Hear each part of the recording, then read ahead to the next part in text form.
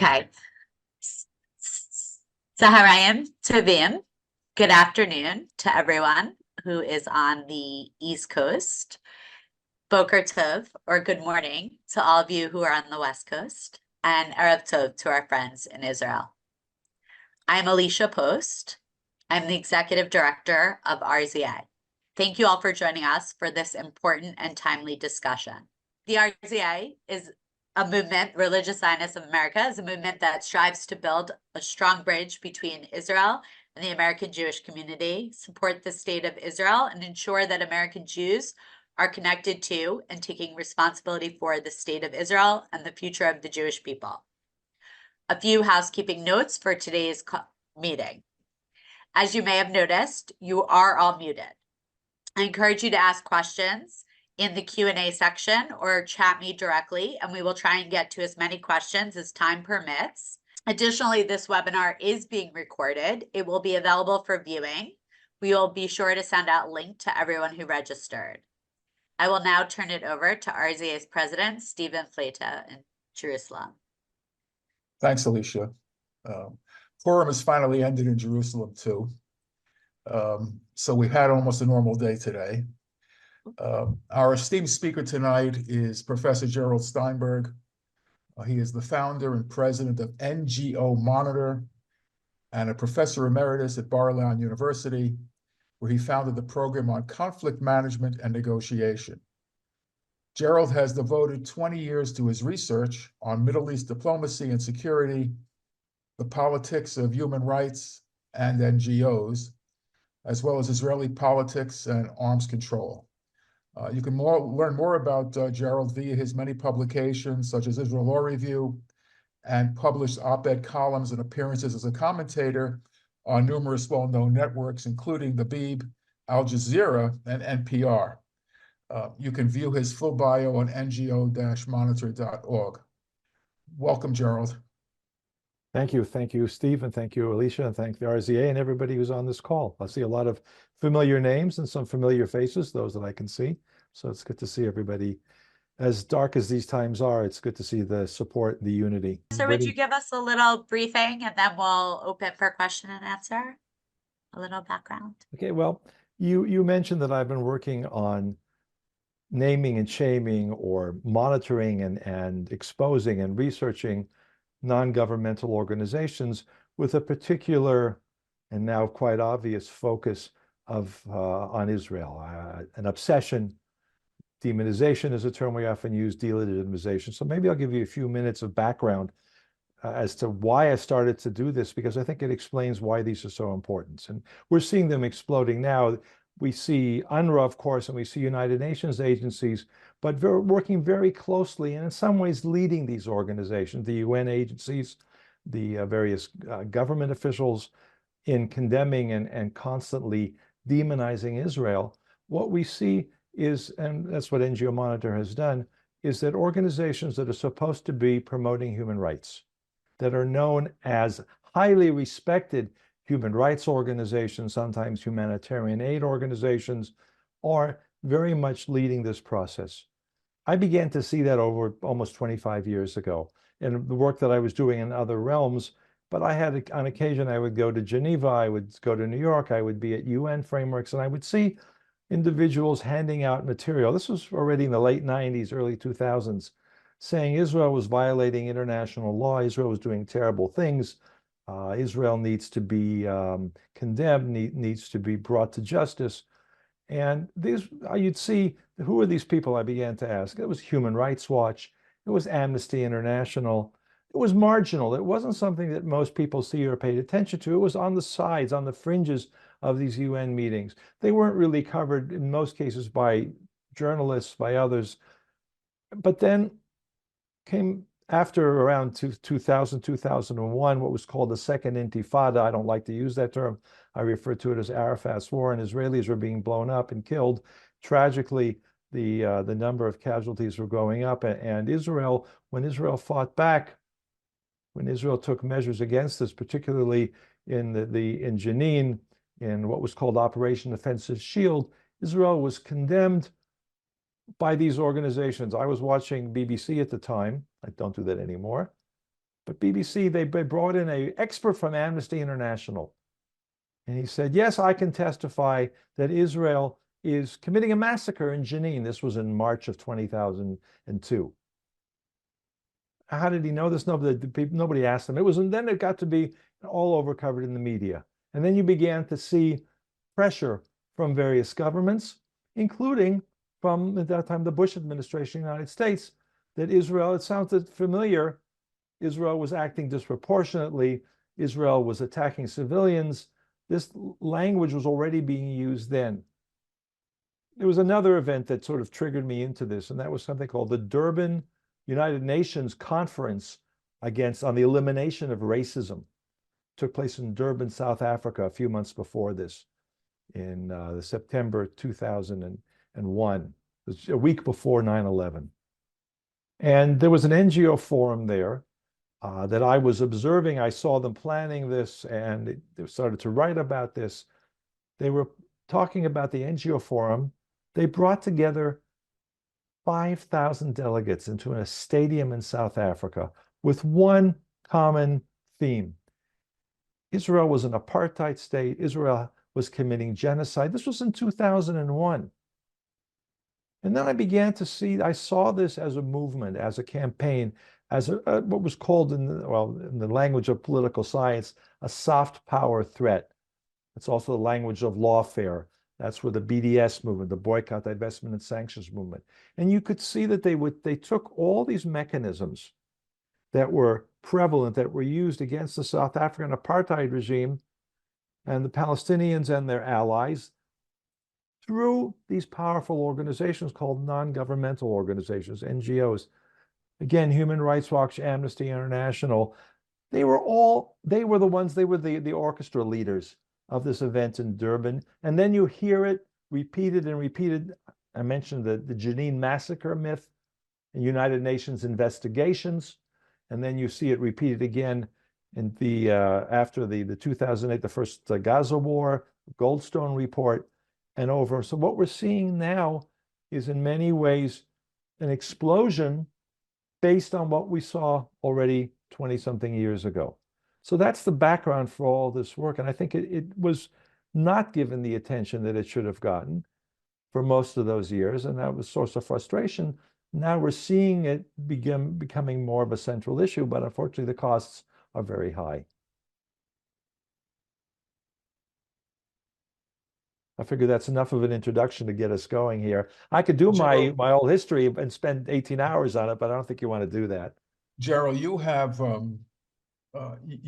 mentioned in your work that Human Rights Watch and Amnesty International have become superpowers. Can you elaborate on that for us? One of the themes that I began to develop was follow the money. Right? You see that in various other places. So what makes these organizations superpowers, first of all, is their huge budgets. Just to give you a sense of it, I talk a lot about Human Rights Watch and Amnesty. There are many others out there, but those are really the two biggest. Biggest in the sense of their budgets, the size of their staffs, and that buys influence. So Human Rights Watch now has a budget of around $100 million a year. Now, if you can imagine, I've had conversations with Israeli diplomats about this. How do you counter the propaganda? Imagine that the Israeli Foreign Ministry had a budget of $100 million a year. And that's just one organization. It's based in New York. Almost every time that it's quoted in the New York Times or often by government officials, these are highly respected experts in human rights. Amnesty International is based in London. It has an annual budget of about 330, last time I checked, million euros. So add 10% to that, you're talking about big bucks, right? 350, $360 million a year, a million here, a million there. It adds up. Oxfam has recently gotten to the act, even though they are supposed to be a humanitarian aid organization. They've been continuously publishing condemnations of Israel since October 7th. Starvation, obstructing humanitarian aid, violating international law. They have a budget of $500 million, $500 million a year. And there are many others like that.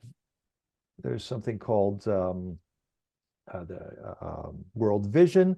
They have a budget. Now, they don't just focus on Israel, but they have a budget of about $3 billion a year worldwide. They have considerable investment, I would say, or focus on Israel. So you add up all these things and you see this is a massive, massive framework. So that's why I use the term superpowers in respect to those, because you buy publicity. When starting right after October 7th, I try to track, NGO Monitor tries to track. It's a good thing we got 15 people working. It's a good thing they're working with us, because otherwise I'd collapse completely and my family wouldn't talk to me. But we track where these experts are appearing. And they're appearing on all the major television news programs. They're appearing, and I include in that CNN, on a regular basis, not just in the United States, certainly BBC, certainly other television frameworks in the UK, but also in Australia, in Canada, and most of Europe. So how do they get to be there? Well, they advertise themselves as experts. They have a staff of dozens of PR people who market these experts. They put out reports and social media statements and posts. Almost always, unfortunately, part of our job is to see what they say. They say the same thing day after day. Ken Roth was the head of Human Rights Watch for close to 30 years. If you follow he's the most highly respected human rights expert. Ken Roth tweets, dozens of tweets a day, and a vast number of them, I don't know necessarily a majority, but certainly a completely overdone, disproportionate, I think is a good term, obsessive number of, we don't call them tweets anymore, right? We call them posts on X, but they used to be called Twitter. Our condemnations of Israel, where he's quoting Al Jazeera or the Washington Post. I don't know if there's a difference anymore. Sometimes the New York Times. Every time there's a condemnation of Israel, Chuck Schumer was a big favorite of his, but he quotes selectively, nothing about the hostages. I'm just using that as an example. He's got 500,000 or 600,000, I think, followers.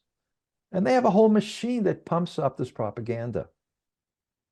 Each one of these organizations, same thing for Amnesty.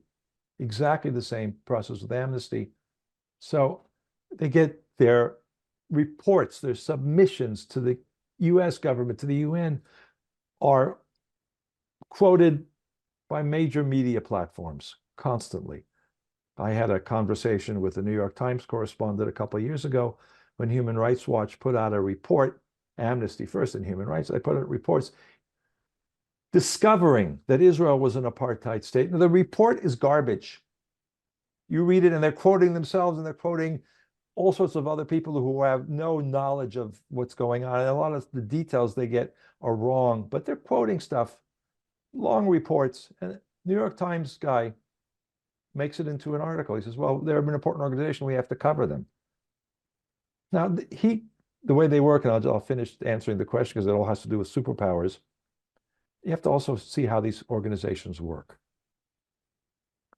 They will put out a report, and I use that in quotation marks if I was writing, and it might have 50 pages, 100 pages, it might have 200 footnotes or 600 footnotes, and they send embargoed copies a few days before to their favorite journalists. Now, I don't think that the Jewish, whatever it is, the Jewish press or Times of Israel or the Jerusalem Post or Tablet would be on that list. But who is on that list? Oh, they're buddies. The ones that journalists who they know will get favorable coverage. Sorry? What's an embargo? They send the report. They send the report and they say, this is not to be published. We're going to release this publicly at midnight on March 30th. Random date. Okay, whatever date they just did it. But we're going to give you a copy a few days earlier so that you will write about this as a scoop, as a headline. I can't see that report in order to tell the journalist what's wrong with it. I don't get a copy of it. The Israeli Foreign Ministry doesn't get a copy of it. The Israeli government doesn't get a copy of it. All sorts of accusations of all human rights violations and international law. That's the game. The embargoed report So then what they do, what the journalists tend to do, most of them, they don't read the report. They basically put into their article the press release. This is what you're supposed to write. And 2 minutes after midnight or an hour after midnight, it goes online, it gets in the, and then we got to start looking at this thing to take it apart. And if we're really quick, we can find 10 mistakes in a couple of hours. 3 days later, we can find 100 mistakes or 100 false claims or 100. Let's look at the footnotes and find out they're quoting UNRWA, that's quoting UNICEF, that's quoting the World Food Program, that's quoting eyewitnesses in Gaza who don't anonymous eyewitnesses. It's just all, there's nothing substantive there. And this is all, of course, all these are international law violations, which they invent and declare. We've decided these are violations of international law. That's a very well-oiled machine, a PR machine, a propaganda machine. And they're capable of doing that because they have all this money and they've been doing it for 20 years. And every time it's the same. Okay, that's again, all my answers are long. I'll try to make them shorter. The Jewish world, of course, runs off the Rothschilds' money. We know that as a fact. Obviously, we're told that every day. Who's financing? What individuals are financing HRW and Amnesty International? Do you know? Some of it is public and some of it is secret. Let me start with the leaks of the secret stuff.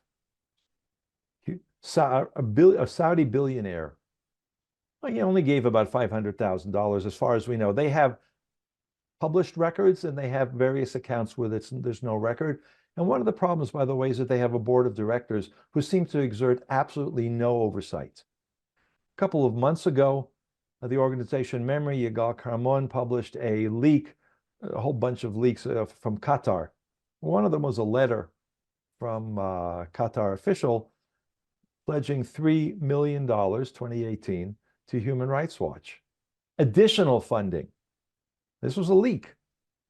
How much more they got if it's additional funding? And so that's one set of sources that what we don't know, but I suspect is quite large. Look, there's another major source, various foundations.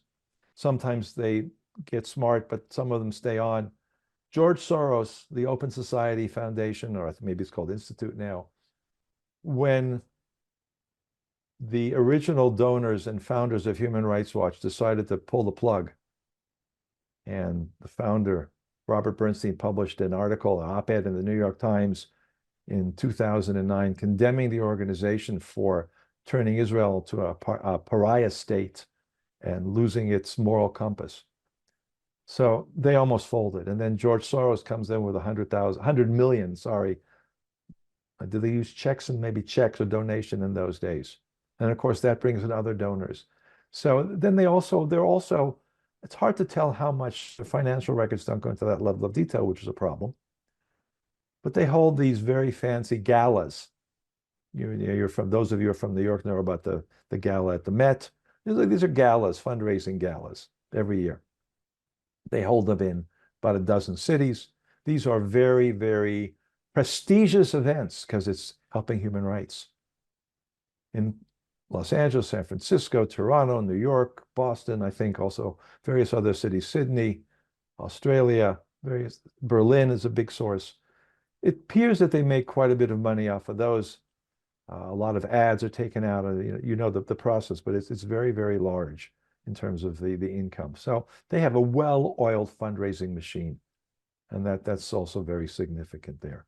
So there's not one single source, but they're very good. And I'd say Ken Roth's greatest achievement was as a fundraiser, including from corrupt Saudi billionaires, from Qatar, and who knows from who else. The UN obviously is a problem. Do these NGOs work hand in hand with the UN, or are they simply a source of information? Are they more like partners or as independent entities focusing on Israel? I should just give you a one-word answer, and that is partners, but I'm going to go a little bit farther than this. Tell a story. They're definitely close partners.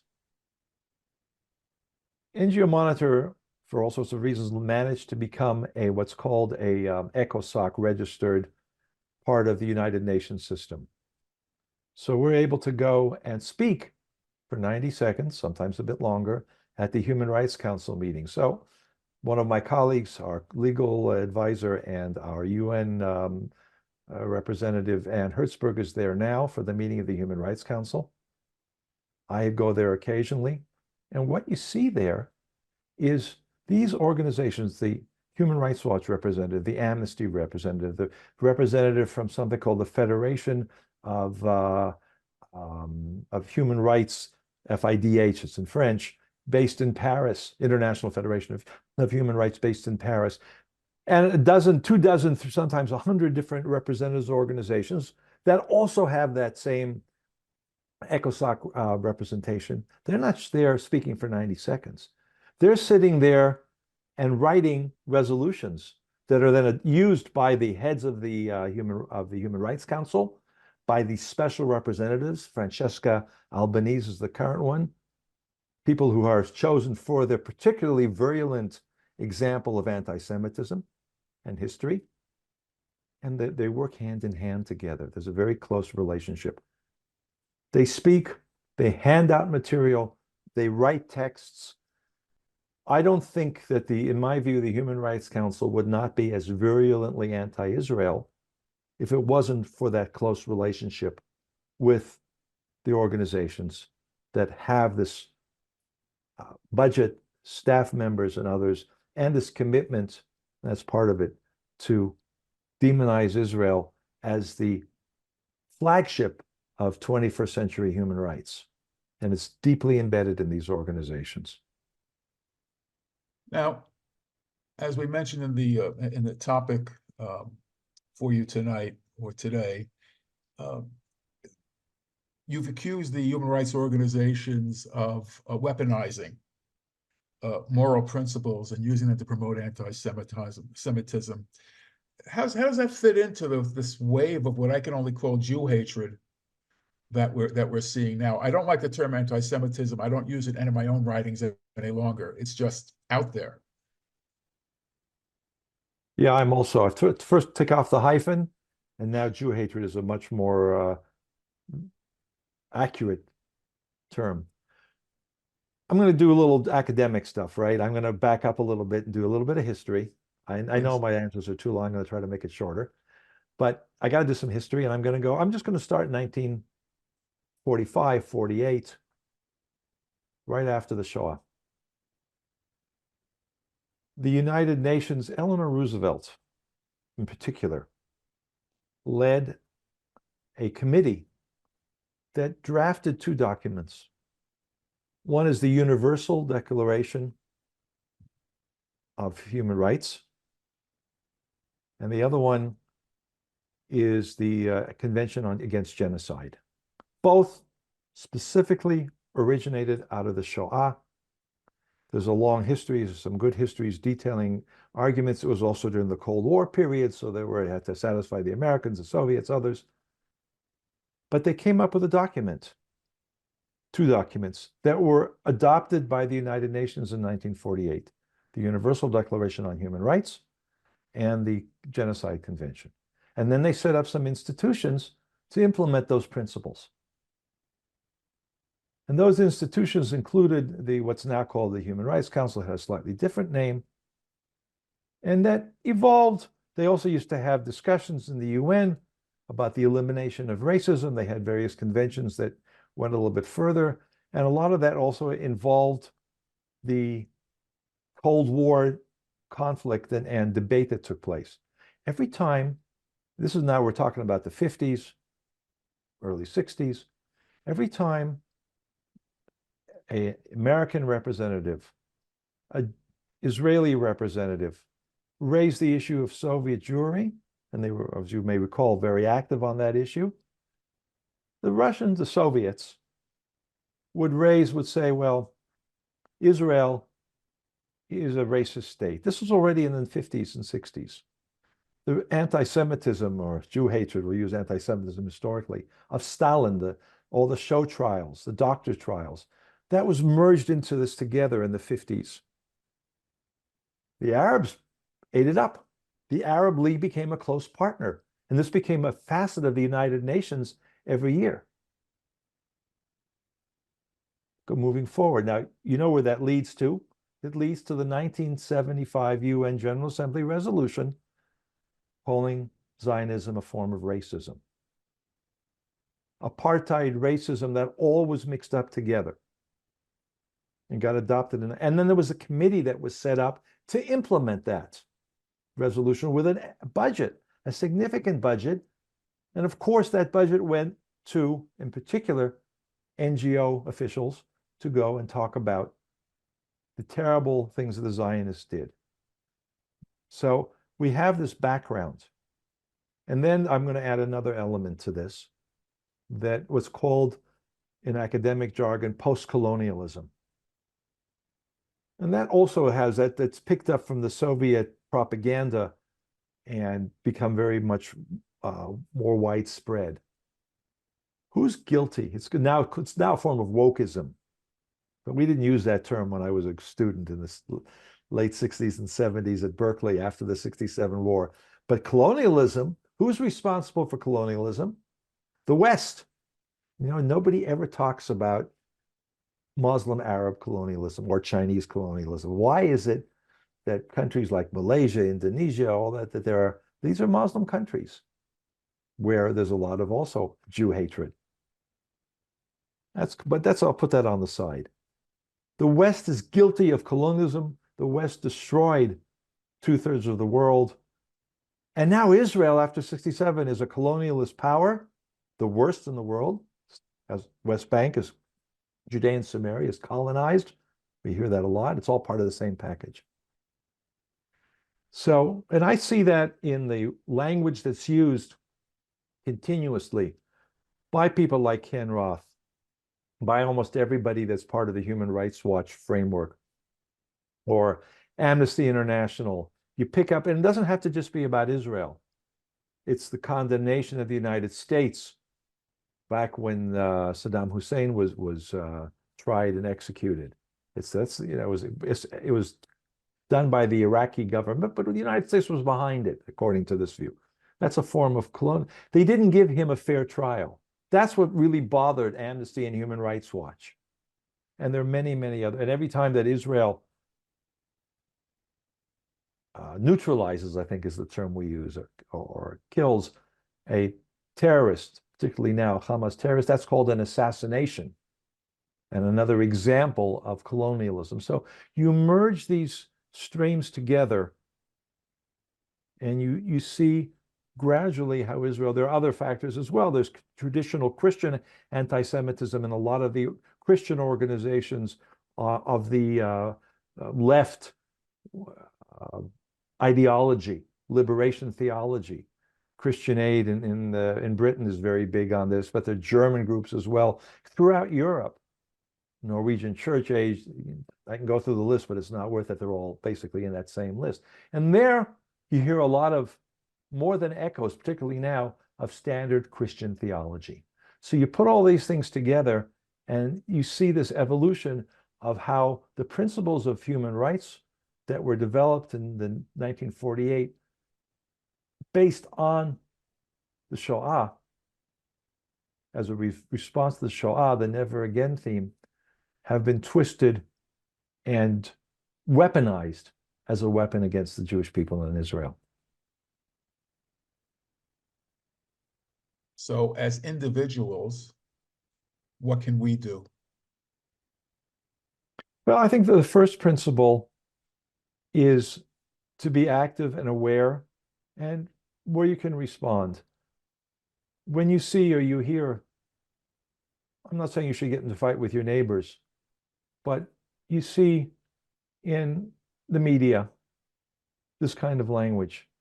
And my speech, and the only thing that we really do is we do NGOs, because there's some really good organizations that deal with the United Nations and UNRWA. We work closely with them, with UN Watch and Hillel Neuer and Bayevsky and her organization. There are many groups like that. And then there's Camera. I won't go through. I'm giving a plug because we all work together. Camera and Honest Reporting in the media realm. But whenever they use an NGO as a source, highly respected, as an excuse, as a justification for a denunciation of Israel, It's something you can react to, individuals can react to. When speakers are brought into various frameworks, it's getting harder and harder, because it used to be, at least I would say, to academics, and they should still do it. When a law school brings in a speaker, has an event where I did the main groups, the main visible superpowers, as we talked about, but there are hundreds of these groups. Our NGO Monitor tracks 250. And some of them are connected directly to the PFLP, Popular Front of Liberation of Palestine, terrorist organization that was involved also in October 7th.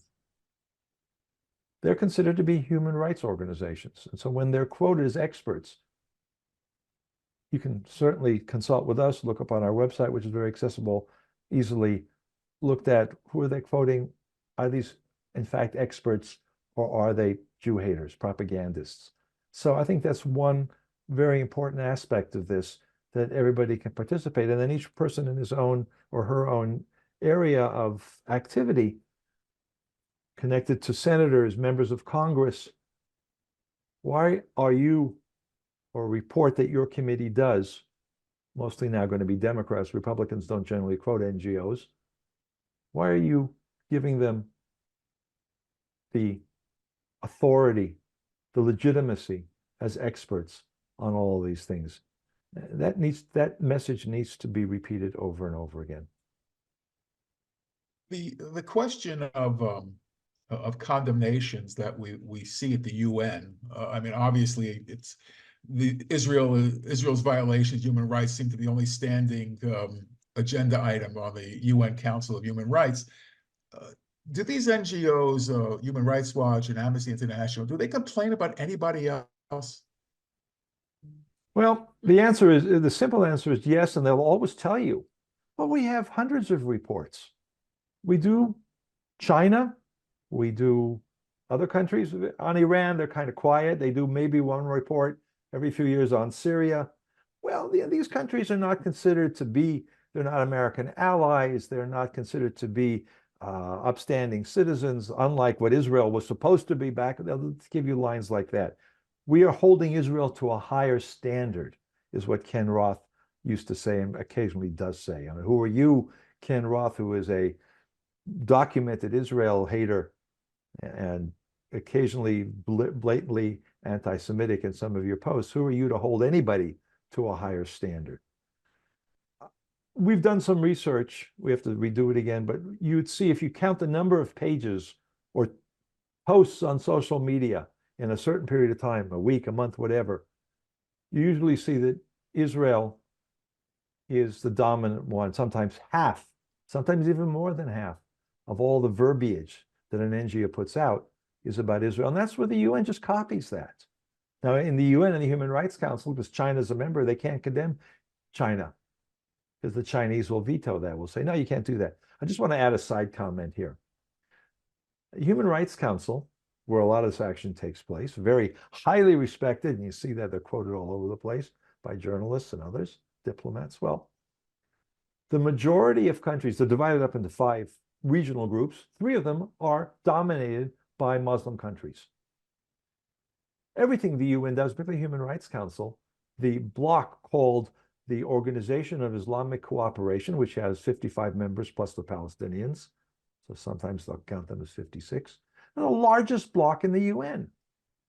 They control almost everything that happens in the Human Rights Council. So of course, a large proportion, the only really significant thing they do in their meetings is to decide how to attack Israel, again, in a different, slightly different form. The United States is a member, by the way, of the Human Rights Council, because President Biden and Secretary of State Blinken decided that that was an important place to have influence. And I asked them, I asked members of Congress occasionally, what have you accomplished by being members of this farce? Well, it would be worse, they say. I don't think it would be worse, because it legitimizes this whole machine. It's an industry which incorporates the NGOs. A lot of the people in the UN process are either former NGO employees of these same organizations or very closely connected to them. So again, it comes back to that same theme. So I think we have to really emphasize that point. Can you comment at all? This may be an unfair question, Gerald. We've been focusing a lot on UNRWA since the war in Gaza. And we know it's a special entity that was set up to handle the Palestinians, and yet the United Nations Committee for the High Commissioner for Refugees has been functioning since the late 1940s as well. Can you explain the dichotomy? Why they're not one entity?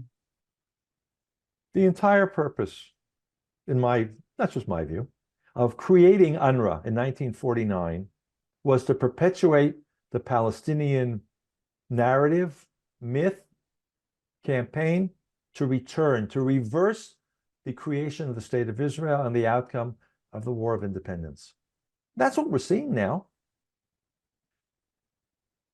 Every poll, I don't think that polls of Palestinians are necessarily very reliable, but if you look at everything Palestinian society, this is not about a few bad apples.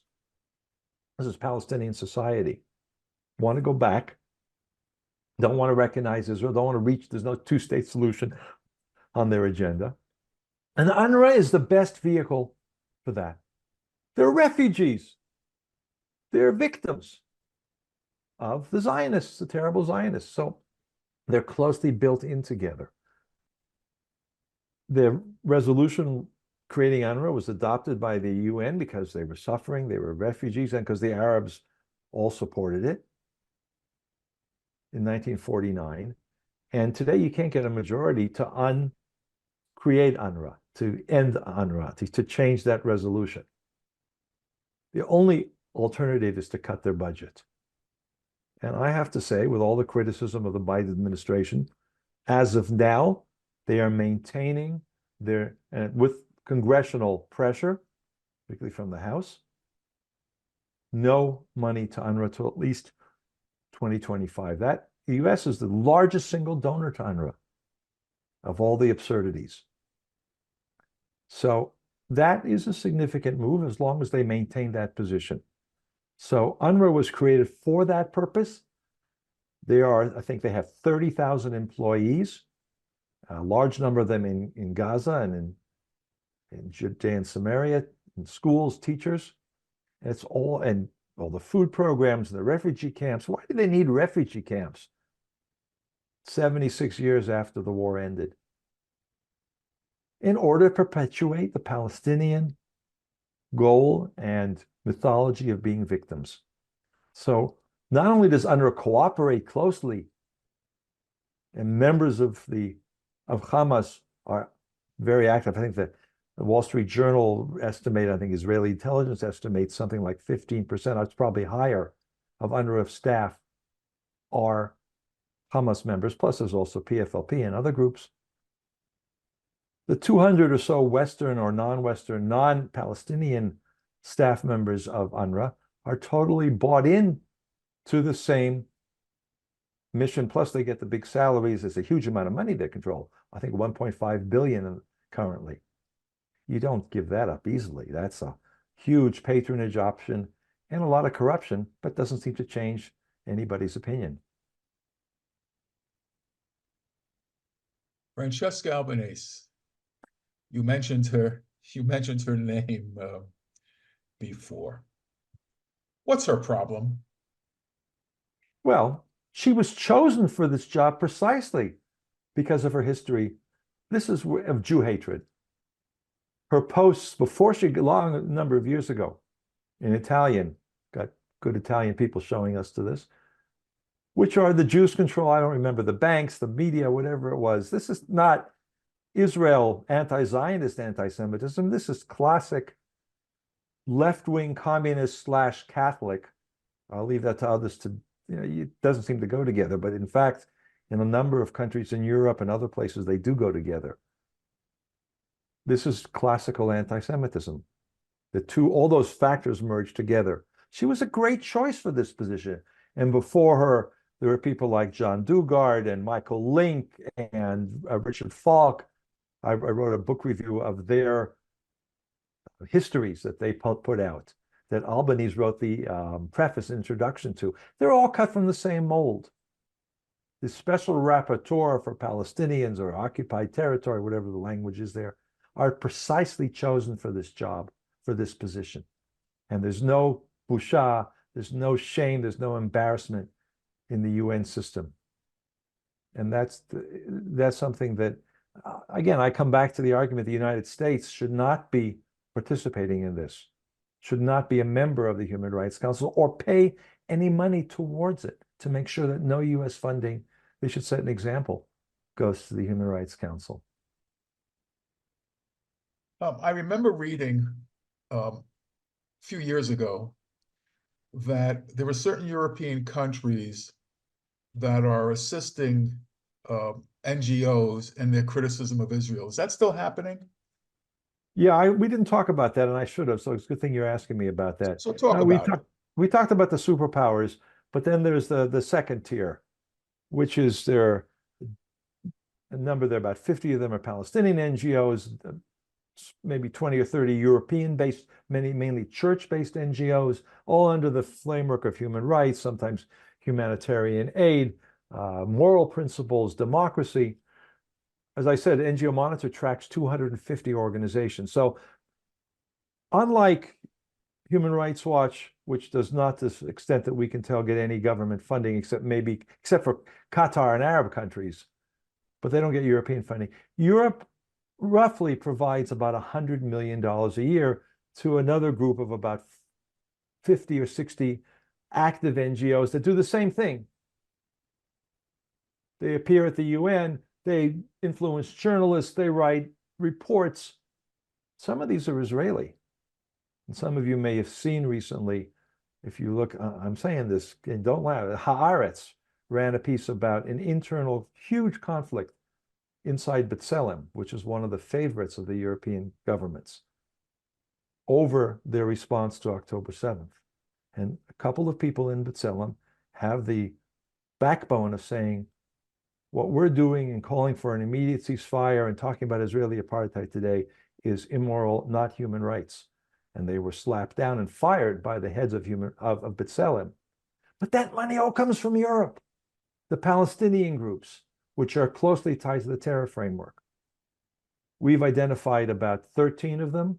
The Israeli government has labeled 8 of them as terror fronts under the label of human rights.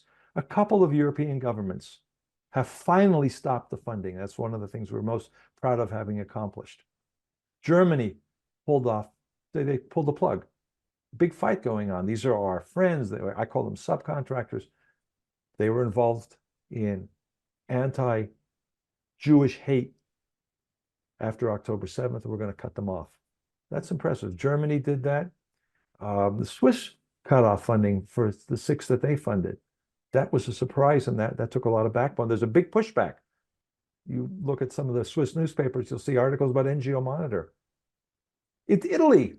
We haven't confirmed this yet, but an Italian newspaper on the left attacked NGO Monitor for causing Italy to stop the funding of 4 or 5 million euros a year to the same group of NGOs. That's all part of the propaganda machine. So slowly and gradually, that is being exposed, and it's harder and harder for European politicians, with the exception of the real haters, Ireland, Spain, a few others, Belgium. The rest of them are having more and more difficulty justifying large amounts of money, 5, 10 million euros a year, going to this network. It's really a network. They all work together, and they reinforce Human Rights Watch and Amnesty. And I mentioned the FIDH in Paris, which is the French always have to have a French-speaking version of what happens in English. FIDH is the French version of Amnesty International. Just as virulent or even more, with a lot of French government funding, one of the questions is, and members of parliament are finally asking, why do we give them money, taxpayer money? That's important. You've used the term lawfare. Well, so have I. In fact, people raised eyebrows when I sued the Islamic Republic of Iran for its role in the murder of my daughter, Elisa. And that was one family going after a sovereign country, not sovereign, but definitely not worthy of the title country. And now we seem that Israel is on the receiving end of court cases. This travesty in was it The Hague or in Europe or wherever, Geneva, wherever. It was The Hague. In The Hague. Where is this all heading? Where is this concept of using the courts for, I guess, political purposes, which is what I was accused of? Is it going to end? No, it's a very successful form of demonizing and delegitimizing Israel. The International Court of Justice, responding to a South African complaint where there were so many citations from the same NGOs, or citations to the United Nations which cited the NGOs, South Africa went to The Hague and said, we accuse Israel of genocide. And it's not really a court, it's a kangaroo court.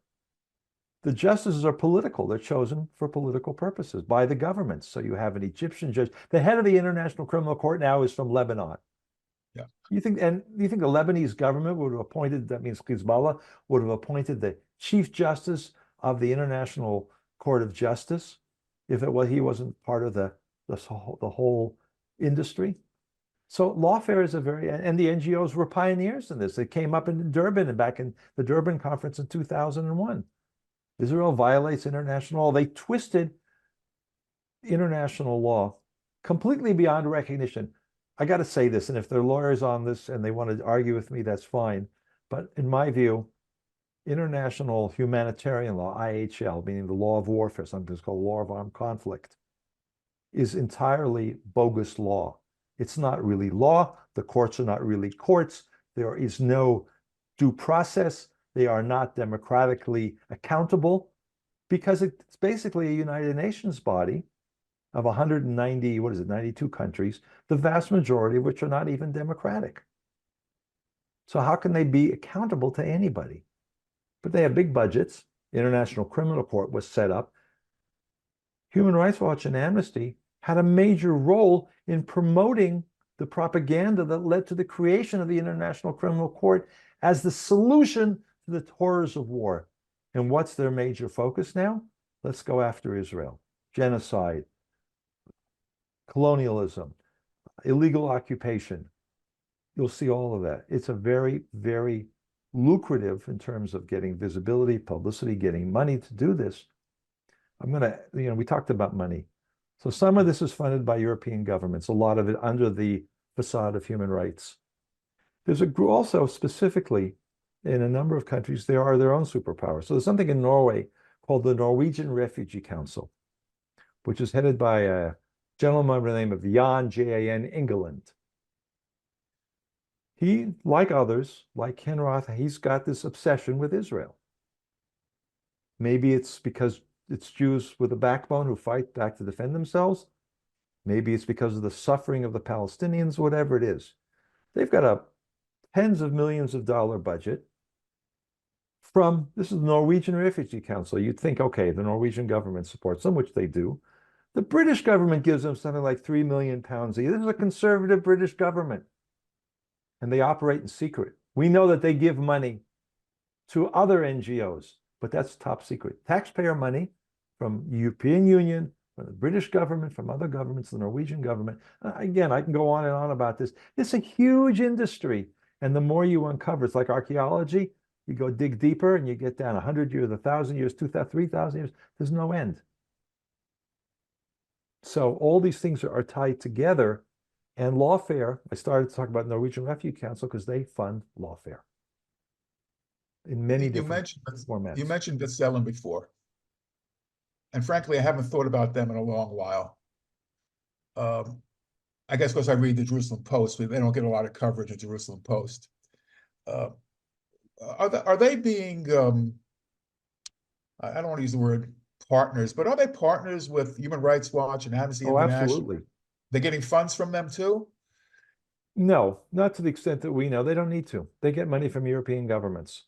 The more than half. Some of these organizations get 90, even 100% from European governments. It's a network. The 25 Israeli groups in this network, they all work together. Sometimes the head of one group will go to another group, and then number two will go to the other place. It's a revolving door. They all get funded by European governments, basically in the same format, and it's a constant. It's a sort of a shell game in that sense. And unless somebody from the inside decides they've had enough, as in the case of a couple of people since October 7th, they continue. They are fig leaf. Oh, we're not anti-Israel, we're not anti-Jewish, we're not anti-Semitic, that's their language. Because B'Tselem agrees with us. The first major report in the current wave on Israel as an apartheid state came out from B'Tselem. And then floodgates opened. Then it was okay. Human Rights Watch, Amnesty, they all followed. They're very proud of that, the heads of B'Tselem. Now, you can do psychological angle, you can all sorts of analyses, which that's fine, except that I have no way of demonstrating it. Their money comes primarily from European governments. And when you ask the Europeans, first of all, that most of the time, the ministers who sign the checks have no idea what they're signing. I sign, he says, a budget of 10, 20, $100 million, depending on the country, for human rights. We have different regional directors and sub-directors, and they formulate what the best place is to provide the money. Almost no country holds parliamentary hearings like Congress does. And the United States is the least bad example of oversight and due diligence. There, the US funding is public, and sometimes they do fund money that goes to terrorists. And then we go to Congress, and Congress says, wait a minute, call USAID. And in most cases, the funding ends before the next funding round. They don't stop it right away usually, but before the next funding round. The Europeans don't do any of this. These are their best buddies. I got to tell you a story because it shows you how the things are connected. There's a woman called Sigrid Kaag in the Netherlands. She was the Minister of International Development and Cooperation a few years ago. She's married to one of Arafat's best buddies, Palestinian diplomat. He was the ambassador maybe to the Netherlands at some point. All right. She was a minister in the Dutch government. When the head of operations of the United Nations Organization for whatever it's called, Commissioner for Humanitarian Affairs, OCHA, almost as bad as UNRWA, but not in the same, not specific for Palestinians, but if you read their press releases and reports, Israel is all just responsible for terrible things, and hostages, maybe they'll get 2 words, and oh yeah, and by the way, they're still hostages. So she was denied a visa, renewed visa for Israel. The Israeli government finally said, we're not going to let these propagandists continue to have the visas that they get in order to attack Israel. She was replaced by Sigrid Kaag, that same woman from the Netherlands, who obviously wants to have a career in the United Nations, and now that she's through as a politician in the Dutch government for a while. So that's just one of many examples how close, and she's the one who signed all the checks for all the NGOs as a minister. She is an example. She actually knew who she was giving money to. So it shows you how closely connected this whole network in industry is, and it's really a corrupt industry. Last question for you. When I was a young lad in the 1950s, the United Nations was held out to us as the savior of mankind. Today, the question I have is the UN doomed, or can it be reformed? I don't think you'll be surprised when I answer that. In my personal view, it's beyond reform. By its very nature, of 190, I think 2 countries, of which perhaps 2/3 at least are not democratic, and where the big blocs are the Islamic bloc, and you got the Chinese and you got the Russians, used to have a Soviet bloc that doesn't exist anymore, and the Europeans are essentially, at best, they abstain, they're neutral between good and evil, between terrorists and Israel, the whole thing. There's still this halo effect of NGOs and the UN, that these are great organizations. What you saw in the 1950s in Canada is still a religion. In most parts of Europe, is still a religion. Oh, the UN. So I don't think, as long as you have that religion, you can't reform it. So I'd rather see responsible governments, starting with the US, saying, okay, we're out of this. And not saying somehow we can reform or work in the system. But that's not going to be an easy sell to anybody. Gerald, thank you so much. To folks on the call with us, please check our website at rza.org. And if you have any questions, you can always email office@rza.org. Let me close by saying that we continue to pray for the release of all the hostages and their safe return home.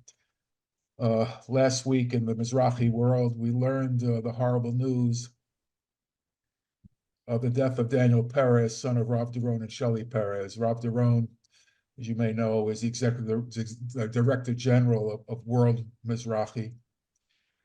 We wish the Perez family min hashamayim tenachamu at this terrible time for them. We'll continue to bring more programs like this, and in the meantime, besorot tovot, lehitraot. Everyone be well. Thanks so much. Thank you. I mean.